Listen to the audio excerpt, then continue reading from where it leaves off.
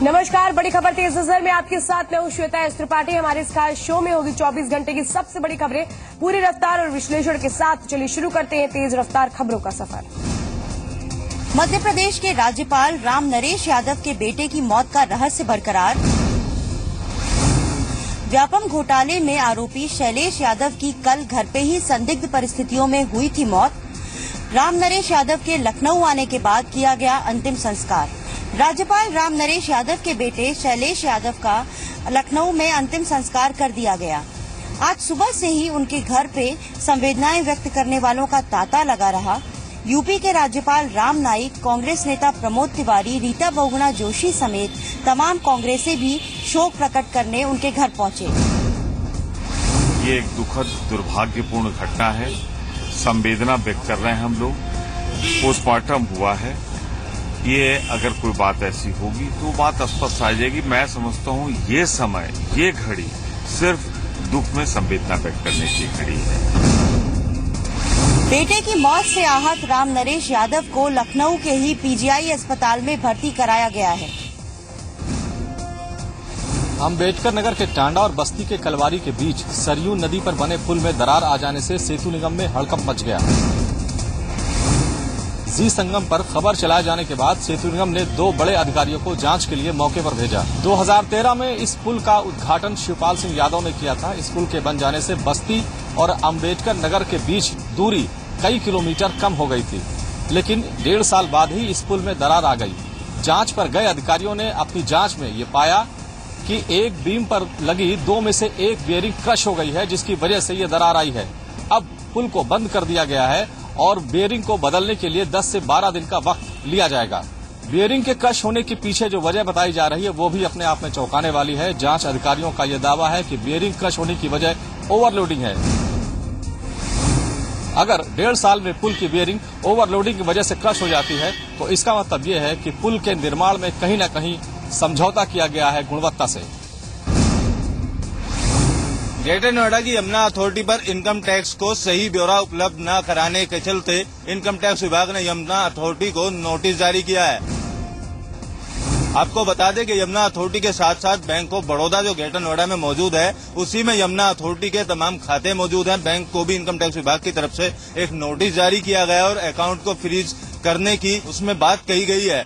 दरअसल यमुना अथॉरिटी में income tax के लेटर के मुताबिक अगर माने तो यमुना अथॉरिटी ने 2011 से लेकर 2015 तक इनकम टैक्स का कोई ब्यौरा उपलब्ध नहीं कराया है, जिसके चलते इनकम टैक्स विभाग ने ये नोटिस इशू करके टैक्स के संबंधित तमाम जानकारियां उपलब्ध करने की मांग की है। कॉलेज में फर्जी नियुक्ति करने के मामले में जौनपुर के 2 जिला विद्यालय निरीक्षक, जेडी और रांची लेखाधिकारी और कॉलेज के प्रबंधक की गिरफ्तारी का आदेश जेएम प्रथम कोर्ट ने दिया है। इस मामले में कॉलेज के प्राचार्य और लिपिक 1 माह पूर्व गिरफ्तार कर जेल भेज जा चुके हैं। कोर्ट का आदेश मिलते ही शिक्षा विभाग में हड़कंप मच गया है। जौनपुर जिले के मीरगंज थाना क्षेत्र के गंगादीन राम कुमार इंटर कॉलेज के रामगढ़ बरावा के प्रधानाचार्य सुभाष चंद्र तिवारी, लिपिक सुशील कुमार उपाध्याय और आरसी के जेडी ओपी द्विवेदी, तत्कालीन जिला विद्यालय निरीक्षक अवध किशोर सिंह और भास्कर मिश्रा, लेखाधिकारी विनय कुमार राय, कॉलेज प्रबंधक विमला त्रिपाठी, पूर्व प्रबंधक दयाशंकर त्रिपाठी के खिलाफ 419, 420, 476, 468, 471 और 120 धारा के तहत मुकदमा दर्ज हुआ है। पुलिस ने इस मामले में विवेचना करने के बाद कॉलेज के प्राचार्य और लिपिक को गिरफ्तार कर जेल भेज दिया है। बाकी सभी आरोपियों को पुलिस की पकड़ से दूर है, जिस पर जेएम प्रथम कोर्ट ने सभी आरोपियों के खिलाफ गिरफ्तारी का वारंट जारी किया है। आरोपी भूमिगत हो गए हैं। उधर शिक्षा विभाग में हड़कंप मचा हुआ है। अब देखना है कि पुलिस कोर्ट द्वारा निर्धारित समय पर गिरफ्तारी कर न्यायालय में पेश कर पाती है। शिक्षा विभाग भले ही 1 अप्रैल से 24 मई तक स्कूल चलो अभियान के तहत घर घर जाकर अभिभावकों को जागरूक करने की कोशिश कर रहा है, लेकिन हकीकत यही है कि शिक्षा का गिरता हुआ स्तर शिक्षा विभाग के लिए लगातार चिंता का सबब बनता जा रहा है। नौबत ये तक आ गई है कि पौड़ी जिले के 5 ब्लॉकों के प्राथमिक स्कूलों में नए सत्र से ताला लटकने की संभावनाएं बढ़ गई हैं। नए सत्र में हम जो है स्कूल चलो अभियान के अंतर्गत टीचरों के द्वारा वो अपने सराउंडिंग बस्तियां जो उनकी विद्यालय की है उनमें जा करके बच्चों को लेकर के और वहाँ पर जागरूकता अभियान चलाएंगे। लेकिन आज अगर हम सरकारी स्कूलों को, गवर्नमेंट स्कूलों को अगर डेवलप करने की बात करें कि वहाँ बच्चों की संख्या बढ़े, तो उसके लिए जितने भी शिक्षक हैं गवर्नमेंट से जुड़े हुए शिक्षकों के बच्चों को भी वहाँ पर हमें लाना होगा। शिक्षा विभाग स्कूल चलो अभियान के तहत बच्चों को स्कूलों में लाने की लाख कोशिश करे, लेकिन हकीकत यही है कि शिक्षा विभाग का कोई भी कदम बच्चों को स्कूल तक लाने में कारगर साबित नहीं हो रहा है। प्रदेश में किसानों की मौतों का सिलसिला रुकने का नाम नहीं ले रहा। फर्रुखाबाद के नवाबगंज में महिला किसान की मौत, इसका एक और उदाहरण सामने आया है। देखा जाए तो प्रदेश सरकार ने किसानों को मुआवजे की बात तो कही है, लेकिन अभी तक किसी किसान को न तो मुआवजा मिला है, न ही उसको कोई राहत की बात देखने में सामने आई है। फर्रुखाबाद के नवाबगंज थाना क्षेत्र में सुनीता देवी ने कई दिनों बाद अपनी फसल को जब देखा तो वो खेत के किनारे काफी देर तक रोती रही। रोने के बाद आखिरकार उनकी तबीयत लगातार बिगड़ती चली गई। उनको अस्पताल में भर्ती कराया गया, जहां उन्होंने दम तोड़ दिया। प्रशासन एक बार फिर किसानों की मौतों पर राजनीति करते नहीं थक रहा। आज की बात महीनों चलने वाली है, जिसके चलते किसान लगातार प्रदेश में दम तोड़ते नजर आ रहे हैं। नगर पालिका द्वारा लगाई गई सभी आरओ मशीनें खराब पड़ी हैं, जिससे पानी के लिए हाहाकार मचा हुआ है। जनता को एक भी बूंद पानी नहीं मिल पा रहा है, जिससे आक्रोशित नगरवासियों ने आज नगर पालिका का घेराव किया और चेतावनी दिया कि अगर 10 दिन के अंदर मशीन ठीक नहीं होती तो आंदोलन के लिए बाध्य होंगे। नगर पालिका परिषद आजमगढ़ द्वारा नगर के पहाड़पुर, पुरानी कोतवाली चौक, कलेक्ट्रेट कचहरी व रैदोपुर आदि मुख्य जगहों पर जनता की सुविधा के लिए नगर पालिका द्वारा लगाई गई लाखों रुपए के आरओ की सभी मशीनें खराब पड़ी हैं, जिससे आक्रोशित होकर आज भारत रक्षा दल के कार्यकर्ता नगर पालिका परिषद पहुंचे और नगर पालिका के खिलाफ जमकर नारेबाजी की और ईओ नगर पालिका को ज्ञापन सौंपकर चेतावनी दी कि अगर 10 दिन के अंदर सभी मशीनें ठीक नहीं होती है तो धरना प्रदर्शन के लिए बाध्य होंगे। कार्यकर्ताओं का कहना है कि गर्मी आ गई है और नगर में लगे आरओ के सभी मशीनें खराब पड़े, ऐसे में जनता क्या करेगी। वहीं ईओ नगर पालिका का कहना है कि जलकर विभाग को 15 दिन मशीन ठीक कराने के लिए निर्देशित कर दिया गया है। पालिका द्वारा मशीनें तो लगा दी गई हैं, लेकिन इन खराब मशीनों को कभी भी ठीक कराने का जिम्मा नगर पालिका ने नहीं उठाया, जिससे गरीब मजदूर, रिक्शा चालक, राहगीरों को पानी नसीब नहीं हो पा रहा है। उन्नाव में विषाक्त प्रसाद खाने से 50 से अधिक लोग बीमार पड़ गए। नवरात्रि पर आयोजित भागवत कथा के दौरान बांटे गए प्रसाद को खाने के बाद 50 से अधिक लोग उल्टी और दस्त की शिकायत से परेशान हो गए, जिसके बाद उन्हें जिला अस्पताल और सामुदायिक स्वास्थ्य केंद्र में भर्ती कराया गया है। उन्नाव के अचलगंज इलाके के जोजामऊ गांव में भागवत कथा का आयोजन किया गया था, जिसमें ग्रामीणों को प्रसाद वितरित किया गया। प्रसाद खाने के 2 घंटे बाद ही ग्रामीणों की हालत बिगड़ने लगी। गाँव में उल्टी और दस्त की शिकायत से 50 से अधिक लोग बीमार हो गए। स्वास्थ्य विभाग की टीम ने गांव पहुंचकर लोगों का उपचार किया। वहीं गंभीर लोगों को सामुदायिक स्वास्थ्य केंद्र और जिला अस्पताल में भर्ती कराया गया है। मौसम में बढ़ती गर्मी से संक्रामक रोग पैर पसारने लग गए हैं। वहीं अब बीमारों की हालत खतरे से बाहर बताई जा रही है। जनपद में इन दिनों पर्यटन विभाग की तरफ से तोहफा मिलने का सिलसिला जारी है। इसी कड़ी में गंगा की सफाई को ध्यान में रखते हुए पर्यटन मंत्री ओम प्रकाश सिंह ने जनपद को बायो टॉयलेट का सौगात देने का काम किया है। गांव सभा को हैंड ओवर करेंगे, उसकी मरम्मत, उसकी सफाई और उसकी देखभाल की इंतजाम भी कि मैं बना दूं, इसके बाद चला जाए। मैं ये इंतजाम नहीं कर रहा हूँ। पर्यटन में जो बना रहा हूँ उसी गाँव से MOU कर रहा हूँ।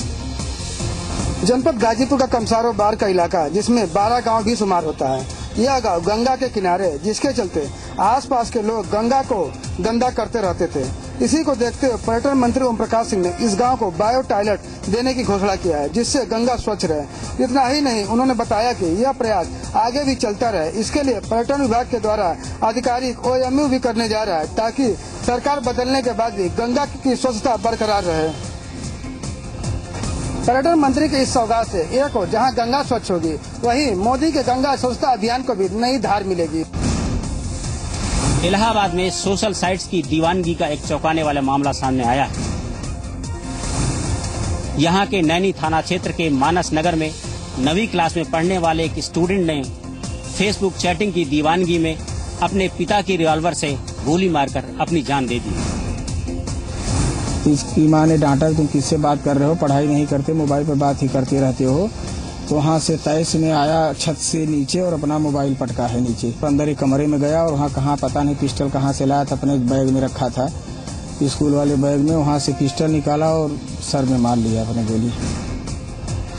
पुलिस के मुताबिक इस छात्र को उसकी मां ने फेसबुक चैटिंग से मना किया था, जिसके बाद गुस्साए छात्र ने अपने पिता की रिवॉल्वर लेकर के अपने ही कमरे में अपने आप को शूट कर लिया। हादसे के बाद जहां परिजनों का हाल बुरा है, तो वहीं पुलिस ने लाश का पंचनामा कर पोस्टमार्टम के लिए भेज दिया है। कौशाम्बी में 2 जाबाज बच्चों की सूझबूझ के चलते रेप की सनसनीखेज वारदात न सिर्फ होने से बच गई, बल्कि आरोपी युवक भी पुलिस के शिकंजे में पहुंच गया। घटना कोखरास थाना इलाके के चकिया ककोड़ा गांव की है, जहां कक्षा 4 में पढ़ने वाली मासूम बच्ची लंच में अपने घर आ रही थी। तभी हैवान बने एक रामबाबू नाम के युवक ने उसे पकड़ लिया और जबरन उसे एकांत में ले जाने लगा। इस घटना को देख बच्ची के पीछे आ रहे विकास और सनी नाम के 2 बहादुर बच्चों ने अपनी बहादुरी का परिचय दिया। विकास ने युवक का पीछा किया, तो वहीं सनी ने गांव की ओर दौड़ लगाकर ग्रामीणों को इकट्ठा कर लिया।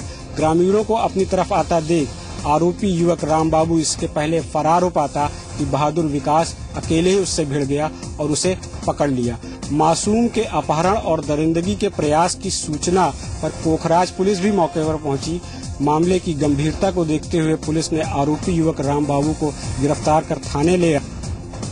कौशाम्बी के अपर पुलिस अधीक्षक के मुताबिक आरोपी युवक को पुलिस ने गिरफ्तार कर कानूनी कार्रवाई शुरू कर दी है। साथ ही वह उन 2 बच्चों की जाबाजी के कायल हैं, जिनकी वजह से रेप की एक बड़ी अनहोनी होने से बच गई। पीलीभीत के एक ठेकेदार ने 4 मजदूरों को आगरा के एक कोल्ड स्टोर मालिक के हाथ 1 लाख में बेच दिया। मजदूरों की पत्नियां पिछले 1.5 माह से पुलिस थाने के चक्कर लगा रही हैं। बताया जा रहा है कि थाना गजरौला के गांव बानगंज का नन्हेलाल मजदूरों को ईट भट्टों व कोल्ड स्टोर पर ले जाकर मजदूरी कराता है। नन्हे 1.5 माह पूर्व गांव के साबिर, शमीम, शकील व जोगेंद्र को लेकर आगरा के एक कोल्ड स्टोर पर मजदूरी कराने गया था। नन्हे तो वापस आ गया, लेकिन चारों युवक नहीं आए। युवकों की पत्नियों ने जब जानकारी की तो पता चला कि नन्हे कोल्ड स्टोर मालिक राजेश से 1 लाख रुपए ले आया है और अब राजेश चारों युवकों को कोल्ड स्टोर में बंधक बनाकर मजदूरी करा रहा है और छोड़ने के एवज में 1 लाख रुपए की मांग कर रहा है। बंधक युवकों की पत्नियों का कहना है कि कई बार थाने जाकर पुलिस से उन्होंने शिकायत की, लेकिन पुलिस कोई कार्रवाई नहीं कर रही है। फिलहाल महिलाओं ने एसपी से मिलकर अपने बंधक पतियों को मुक्त कराने की गुहार लगाई है।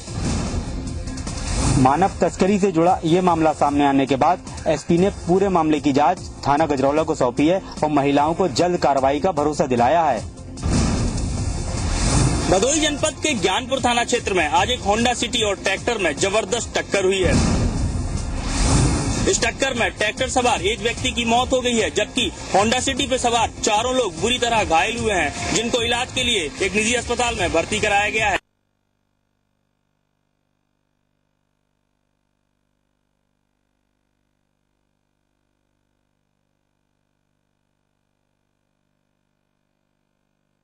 टक्कर में होंडा सिटी के परखच्चे उड़ गए और ट्रैक्टर सवार एक व्यक्ति की तत्काल मौके पर ही मौत हो गई, जबकि होंडा सिटी में सवार 4 लोग बुरी तरह घायल हुए हैं। आप होंडा सिटी कार को देखकर अंदाजा लगा सकते हैं कि यह टक्कर कितनी जबरदस्त थी। सभी घायलों को इलाज के लिए एक निजी अस्पताल में भर्ती कराया गया है। पुलिस मामले की जांच में जुट गई है। इसकी राजधानी लखनऊ में जहरीली शराब पीने से हुई मौतों का मामला अभी ठंडा भी नहीं पड़ा था कि इस शराब ने 2 और जाने ले ली। रायबरेली जिले के सरेनी थाना क्षेत्र अंतर्गत मूसापुर गांव में एक मुंडन समारोह था, जिसमें आए लोगों ने खुशी के मौके पर शराब पी और इस शराब से एक महिला समेत 2 लोगों की मौत हो गई। और बॉडी के पास में 3 बोतल शराब थी। ये गुड इवनिंग ब्रांड की ठेके की शराब संभवतः प्रतीत हो रही है। इसमें 2 बोतल खाली थी और 1 बोतल में 1/4 लगभग शराब बची है। मौके पर पहुंचे पुलिस अधिकारियों ने मामले की जांच पड़ताल तो शुरू कर दी, लेकिन अभी मौतों का कारण स्पष्ट नहीं हुआ है। हालांकि प्रथम दृष्टया जो साक्ष्य मिले हैं उसके अनुसार ये मौतें शराब पीने से ही हुई हैं। पुलिस अधिकारियों ने जांच की बात कहे अपना पल्ला तो झाड़ लिया, लेकिन जहरीली शराब से इन मौतों का सिलसिला थमने का नाम नहीं ले रहा है। शाहजहांपुर पुलिस ने नकली डीजल बनाने फैक्ट्री का भंडाफोड़ किया है, जहां से पुलिस ने हजारों लीटर नकली डीजल बरामद किया है। पुलिस ने हालांकि एक युवक को भी गिरफ्तार किया है। दरअसल तिलहर थाना क्षेत्र में पुलिस को सूचना मिल रही थी कि एक बड़ा गिरोह नकली डीजल तैयार कर रहा है। इसी सूचना के बाद पुलिस ने बिरियागंज इलाके में एक मकान पर छापा मारा, जहां पर उन्हें हजारों लीटर नकली डीजल बरामद दिया, जो कि डीजल जो था वो ड्रम्स में भरा हुआ था। इसके अलावा वहां पर उसको नकली डीजल तैयार करने वाला केमिकल भी बरामद किया है। पुलिस की माने तो ये जो मिट्टी का तेल था, यानी जिसको केरोसिन कहा जाता है, वो कोटेदारों, इसके अलावा जो पूर्ति विभाग का जो डिपो था, वहां से तस्करी करके, कालाबाजारी करके उसको लाया जाता था। उसके बाद जो नकली डीजल तैयार करने वाले माफिया थे, वो इसको नकली डीजल में कन्वर्ट करते थे और बाजारों में सही पेट्रोल पंप और किसानों को उसकी सप्लाई किया करते थे। हालांकि इस पूरे गिरोह में पूर्ति विभाग के जो डिपो के लोग हैं वो शामिल, उनकी संलिप्तता जाहिर हुई है। इसके अलावा कई और दूसरे नाम भी इसमें सामने आए हैं। हालांकि पुलिस ने जो फरार 2 मास्टरमाइंड है उनकी तलाश को शुरू ही कर दी है। साथ ही अब जो पूर्ति विभाग कार्यालय के लोग हैं उनके ऊपर भी कार्रवाई की तैयारी पुलिस ने कर ली है। जहां उत्तर प्रदेश में बदमाशों के हौसले दिन पर दिन बुलंद होते जा रहे हैं, वहीं बरेली में लूट, डकैती और हत्याओं जैसे मामलों के चलते और एक पुलिस ने इन घटनाओं में होती नाकामयाबी से बरेली पुलिस ने अब इन अपराधियों को सबक सिखाने का मन बना लिया है, जिससे आए दिन होने वाली इस तरह की घटनाओं पर कुछ तो विराम लग सके। बरेली सूबे में पिछले वर्ष और अब तक मर्डर, लूट, रेप और रंगदारी जैसे अपराधों का बोलबाला है। इस तरह की घटनाएं देहात में ही नहीं, शहर में भी बड़े स्तर पर घटित हो रही हैं और पुलिस के सामने ऐसी घटनाओं का खुलासा करते वक्त राजनीति भी हावी रहती है। लेकिन अब बरेली पुलिस ने इन घटनाओं और इनसे लिप्त अपराधियों पर कड़ा शिकंजा कसने का मन बना लिया है। इस कड़ी में 2014 से अब तक हुई आपराधिक और उससे जुड़े या शक के दायरे में आए लोगों पर भी गैंगस्टर, तड़ीपार और रासुका जैसी कड़ी कार्रवाई करने को तैयार है। अब देखना ये होगा कि बरेली पुलिस जिस हिसाब से तैयारी कर रही है इन सब से निपटने की, तो उसको अपने कार्य के लिए प्रोत्साहन मिलेगा सत्ता के लोगों से, या फिर धरना प्रदर्शन, हाय हाय और मुर्दाबाद के नारों से ये अभियान ठंडे बस्ते में चला जाएगा। रोजगार के लिए पिछले करीब 1 दशक में 40 लाख लोगों ने पहाड़ छोड़ा है। सीमांत जिले पिथौरागढ़ के मलान गांव की तस्वीर कुछ अलग है। यहाँ पेशे से मैकेनिकल इंजीनियर मुंबई में काम करने वाले एक युवक ने स्वरोजगार पैदा किया है, जिससे करीब 20 लोगों को रोजगार मिल रहा है। वहीं इलाके के लोग इससे सीख भी ले रहे हैं। करीब 2 दशक पहले तक पहाड़ों में लोग स्वरोजगार पैदा करके रोजगार पाया करते थे, लेकिन महानगरों की बढ़ती चकाचौंध ने इसमें कहीं न कहीं ब्रेक लगाया। भारत नेपाल सीमा से लगा मलान गांव, इस गांव में रहने वाले पेशे से मैकेनिकल इंजीनियर जयप्रकाश जोशी ने मुंबई की नौकरी छोड़कर गांव में ही अपनी जमीन पर एक डेयरी स्थापित की। आज इस डेयरी में 19 गायें हैं और उनका लक्ष्य है कि 60 गाय बनाकर इलाके के लोगों को रोजगार देना। डेयरी का ये व्यवसाय उनके अपने लोगों को खुश रखने और रोजगार देने का जरिया बना हुआ है। इस समय इस डेयरी में इलाके के 20 लोगों को रोजगार भी मिल रहा है। तो हुक्मरानों के लिए संदेश है कि लोगों को अपनी जड़ों से बांधे रखने के लिए उनको उनके घर के पास ही रोजगार दिया जाए।